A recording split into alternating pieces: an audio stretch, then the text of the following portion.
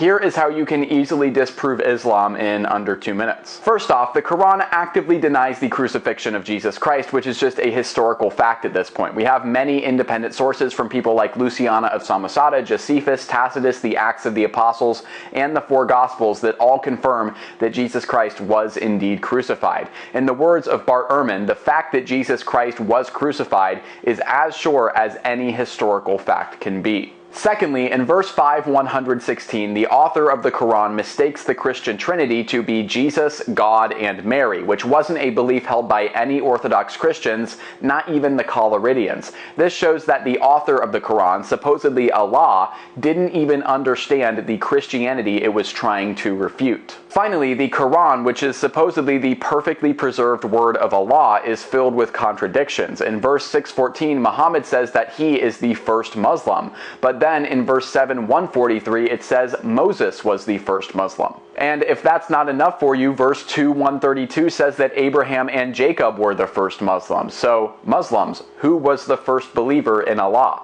My favorite contradiction within the Quran comes from verse 2:256, which says that there is no compulsion in religion. But then if we turn to verse 9:5, it says, kill the polytheists wherever you find them. That sounds like compulsion to me, Muhammad, peace be upon you. At the end of the day, I really don't need to be preaching about why Islam is so false, because Paul already refuted this back in the 1st century. Galatians 1:8 says, if we or an angel from heaven preaches any other gospel to you, let them be accursed.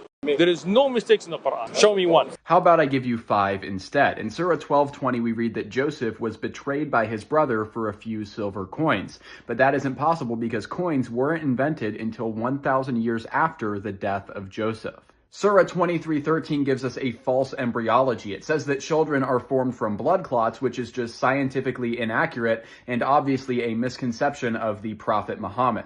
Surah 20:85 describes a Samaritan leading the Israelites astray during the time of Moses, but that isn't possible because Samaritans wouldn't exist until centuries later.